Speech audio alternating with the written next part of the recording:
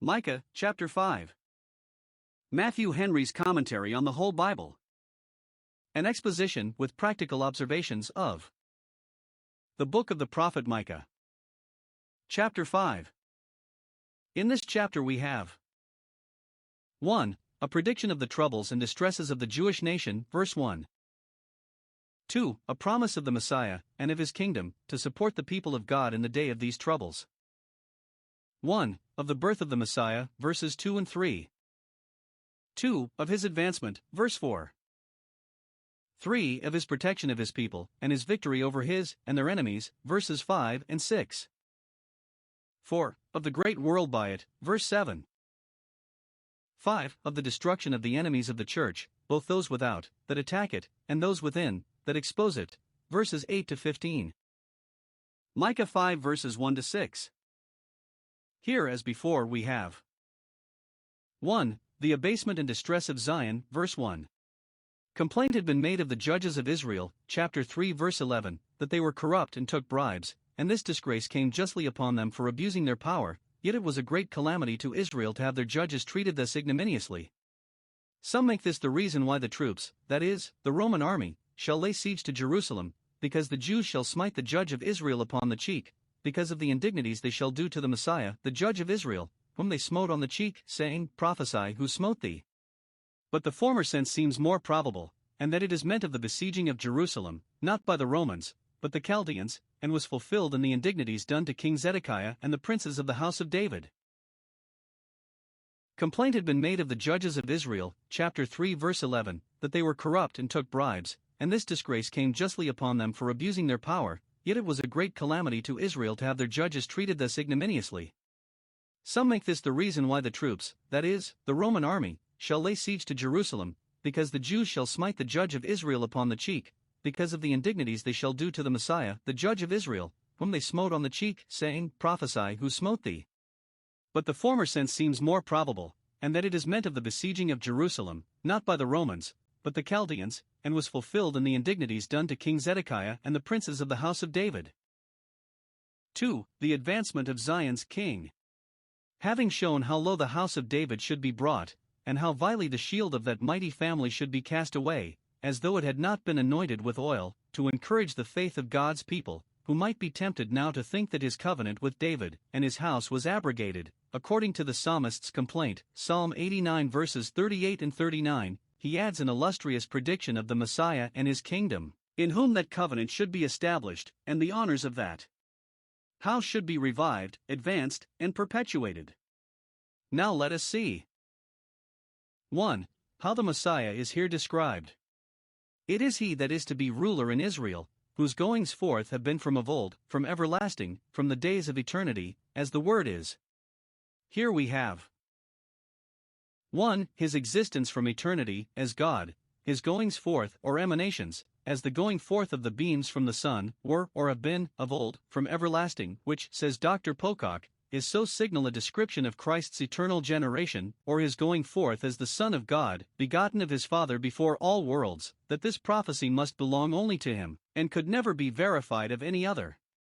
It certainly speaks of a going forth that was now past, when the prophet spoke, and cannot but be read, as we read it, his outgoings have been, and the putting of both these words together, which severally are used to denote eternity, plainly shows that they must here be taken in the strictest sense. The same with Psalm 90 verse 2, from everlasting to everlasting thou art God, and can be applied to no other than to him who was able to say, before Abraham was, I am, John 8 verse 58.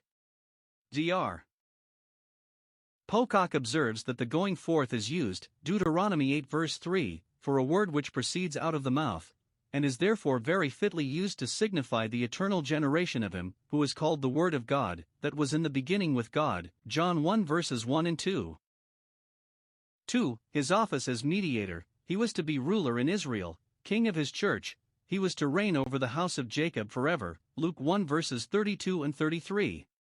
The Jews object that our Lord Jesus could not be the Messiah, for he was so far from being ruler in Israel that Israel ruled over him, and put him to death, and would not have him to reign over them, but he answered that himself when he said, My kingdom is not of this world, John 18 verse 36. And it is a spiritual Israel that he reigns over, the children of promise, all the followers of believing Abraham and praying Jacob.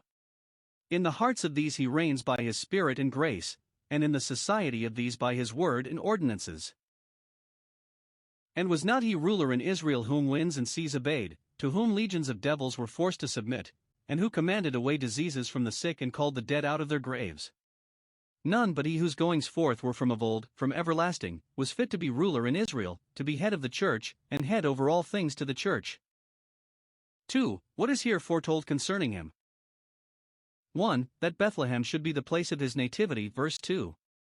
This was the scripture which the scribes went upon when with the greatest assurance they told Herod where Christ should be born, Matthew 2 verse 6, and hence it was universally known among the Jews that Christ should come out of the town of Bethlehem where David was, John 7 verse 42. Bethlehem signifies the house of bread, the fittest place for him to be born in, who is the bread of life. And, because it was the city of David, by a special providence it was ordered that he should be born there who was to be the son of David, and his heir and successor forever. It is called Bethlehem Ephrata, both names of the same city, as appears Genesis 35 verse 19. It was little among the thousands of Judah, not considerable either for the number of the inhabitants or the figure they made. It had nothing in it worthy to have this honor put upon it, but God in that, as in other instances, chose to exalt those of low degree, Luke 1 verse 52. Christ would give honor to the place of his birth, and not derive honor from it. Though thou be little, yet this shall make thee great, and, as St. Matthew reads it, thou art not the least among the princes of Judah, but upon this account art really honorable above any of them. A relation to Christ will magnify those that are little in the world. 2. That in the fullness of time he should be born of a woman, verse 3. Therefore will he give them up. He will give up his people Israel to distress and trouble, and will defer their salvation, which has been so long promised and expected, until the time, the set time, that she who travails has brought forth, or, as it should be read, that she who shall bring forth shall have brought forth, that the blessed Virgin, who was to be the mother of the Messiah, shall have brought him forth at Bethlehem, the place appointed. This Dr. Pocock thinks to be the most genuine sense of the words. Though the outgoings of the Messiah were from everlasting, yet the redemption in Jerusalem, the consolation of Israel, must be waited for, Luke 2 verses 25 to 38, until the time that she who should bring forth, so the Virgin Mary is called, as Christ is himself called, he that shall come, shall bring forth, and in the meantime he will give them up. Divine salvations must be waited for until the time fixed for the bringing of them forth. 3. That the remnant of his brethren shall then return to the children of Israel. The remnant of the Jewish nation shall return to the spirit of the true genuine children of Israel, a people in covenant with God. The hearts of the children shall be turned to the fathers, Malachi 4 verse 6. Some understand it of all believers, Gentiles as well as Jews. They shall all be incorporated into the commonwealth of Israel, and, as they are all brethren to one another, so he is not ashamed to call them brethren, Hebrews 2 verse 11.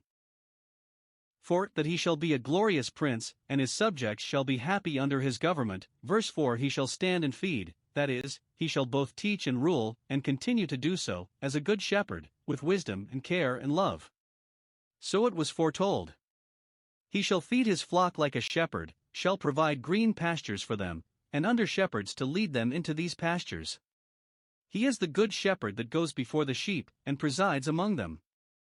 He shall do this, not as an ordinary man, but in the strength of the Lord, as one clothed with a divine power to go through his work, and break through the difficulties in his way, so as not to fail, or be discouraged. He shall do it in the majesty of the name of the Lord his God, so as plainly to evidence that God's name was in him, Exodus 23 verse 21, the majesty of his name, for he taught as one having authority, and not as the scribes.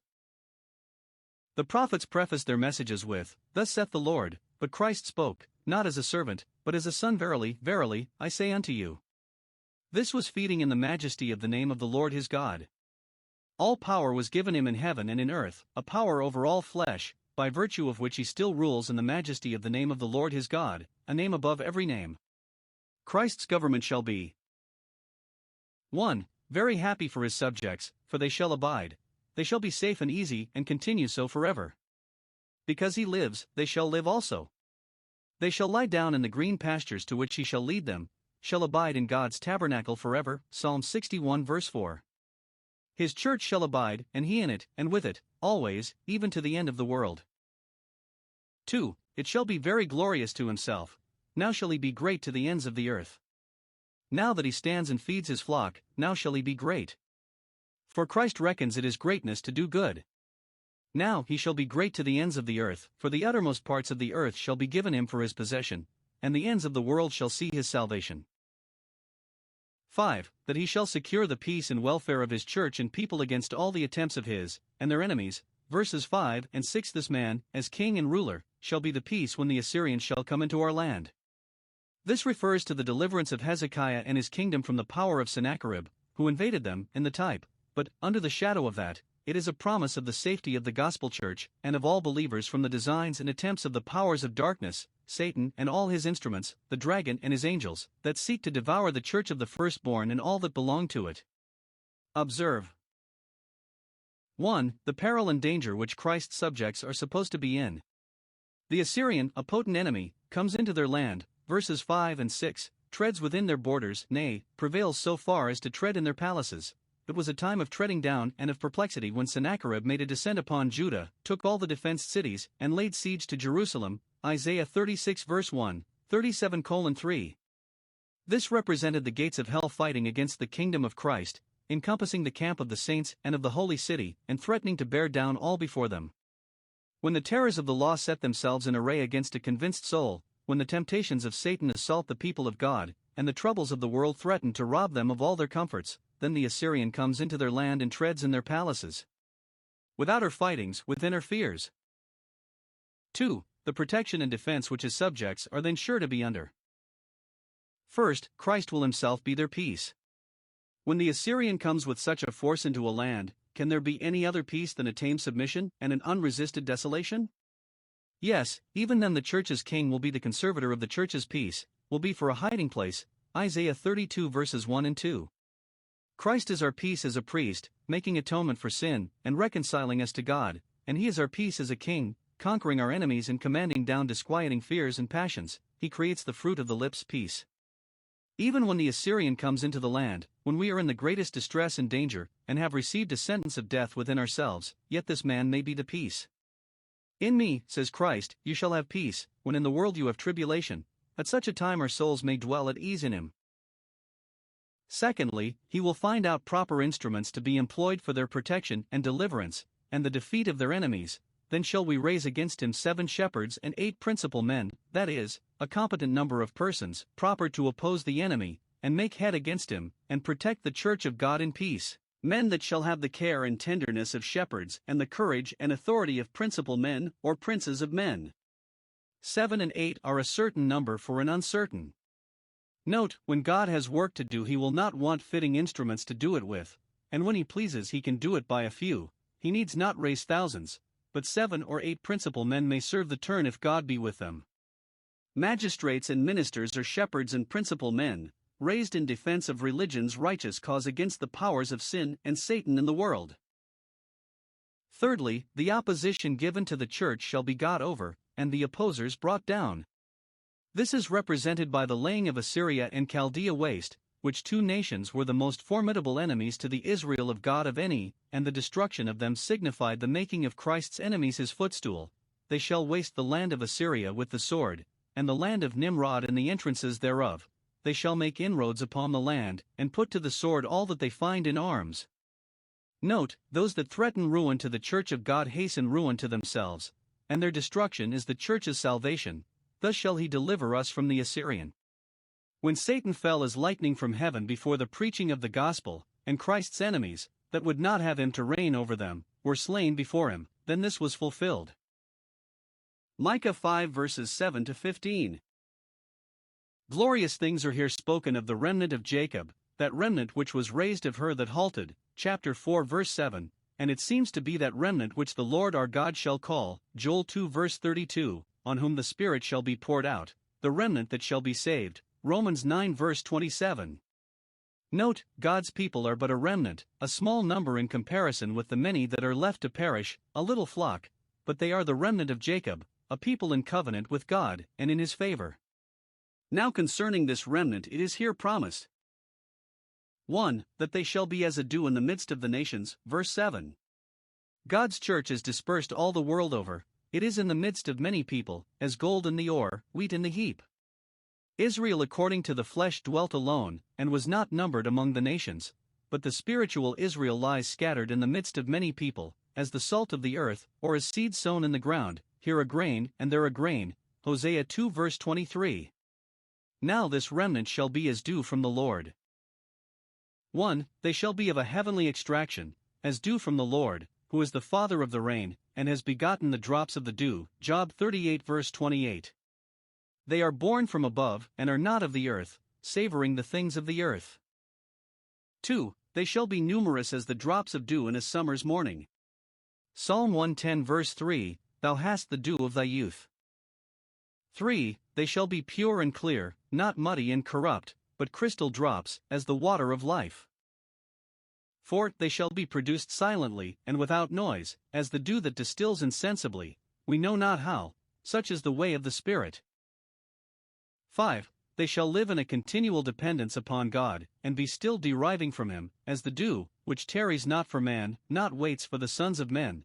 They shall not rely upon human aids and powers, but on divine grace, for they are, and own that they are, no more than what the free grace of God makes them every day.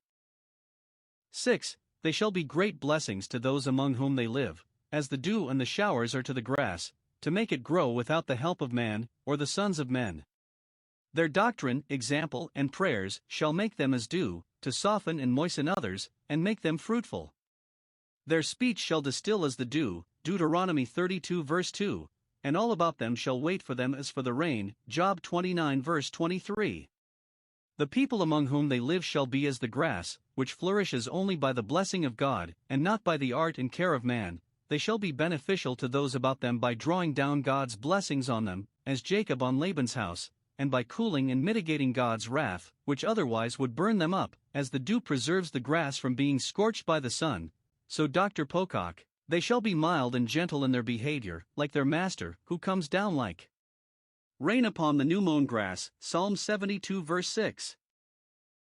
2. That they shall be as a lion among the beasts of the forest, that treads down and tears in pieces, verse 8.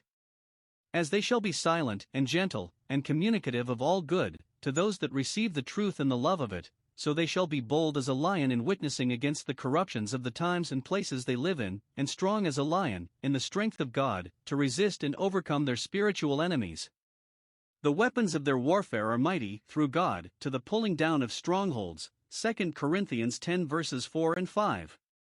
They shall have courage which all their adversaries shall not be able to resist, Luke 21 verse 15, as when the lion tears none can deliver. When infidelity is silenced, and all iniquity made to stop her mouth, when sinners are convinced and converted by the power of the gospel, in the doctrine of its ministers and the conversation of its professors, then the remnant of Jacob is like a lion. This is explained, verse 9, Thy hand shall be lifted up upon thy adversaries, the church shall have the upper hand at last of all that oppose her. Her enemies shall be cut off, they shall cease to be enemies, their enmity shall be cut off. Christ's arrows of conviction shall be sharp in their hearts, so that they shall fall under him, they shall yield themselves subjects to him, Psalm 45 verse 5, and be happily conquered and subdued, Psalm 110 verse 2. 3. That they shall be brought off from all carnal confidences, which they have relied on, that by the providence of God they shall enjoy such a security, that they shall not need them, and by the grace of God they shall be brought to see the folly of them, and come off from them. It was the sin of Israel that they furnished themselves extravagantly with horses and chariots, and were soothsayers and idolaters, see Isaiah 2 verses 6 to 8. But here it is promised that they shall not regard them any more. The tranquility of the kingdom of Christ is intended in that promise, which explains this, Zechariah 9 verse 10, I will cut off the chariot from Ephraim and the horse from Jerusalem. Note, it is a great mercy to be deprived of those things in which we have reposed a confidence in competition with God, which we have made our arm, and after which we have gone a-whoring from God. Let us observe the particulars. 1. They had trusted in chariots and horses, and multiplied them, Psalm 20 verse 7, but now God will cut off their horses, and destroy their chariots, verse 10, as David houghed the chariot horses, 2 Samuel 8 verse 4. They shall not have them, lest they should be tempted to trust in them. 2. They depended upon their strongholds, and fortified cities, for their security, but God will take care that they be demolished. Verse 11, I will cut off the cities of thy land, I will throw down thy strongholds. They shall have them for habitations, but not for garrisons, for God will be their only place of defense, their high tower, and their deliverer. 3. Many of them depended much upon the conduct and advice of their conjurers, diviners, and fortune-tellers, and those God will cut off, not only as weak things and insufficient to relieve them, but as wicked things and sufficient to ruin them. Verse 12, I will cut off witchcrafts out of thy hand, that thou shalt no more take hold of them, and stay thyself upon them, and thou shalt have no more soothsayers, for thou shalt be convinced that all their pretensions are a cheat. The justice of the nation shall cut them off according to law. Leviticus 20 verse 27. The preaching of the gospel brought men off from using curious arts. Acts 19 verse 19. For many of them had said to the work of their hands, You are our gods. But now idolatry shall be abolished and abandoned. Verse 13, Thy graven images will I cut off, and thy standing images, both those that were movable, and those that were fixed, they shall be destroyed by the power of the law of Moses and deserted by the power of the gospel of Christ, so that thou shalt no more worship the work of thy hands, but be ashamed that ever thou hast been so deluded. Among other monuments of idolatry, I will pluck up thy groves out of the midst of thee. Verse 14. These were planted and preserved in honor of their idols, and used in the worship of them. These they were ordered to burn. Deuteronomy 12 verses 2 and 3, and, if they do not, God will, so that they shall not have them to trust to. And so will I destroy their cities, meaning the cities that were dedicated to the idols, to some dunghill deity or other, which they confided in for their protection. Fourth, that those who stand it out against the gospel of Christ, and continue in league with their idolatries and witchcrafts, shall fall under the wrath of God, and be consumed by it. Verse 15, I will execute vengeance in anger and fury upon the heathen, that is, upon heathenism, such as they have not heard. Idolatry shall be done away, and idolaters put to shame. I will execute vengeance upon the heathen who have not heard, so some read it, or who would not hear and receive the doctrine of Christ. God will give his Son either the hearts or the necks of his enemies, and make them either his friends or his footstool.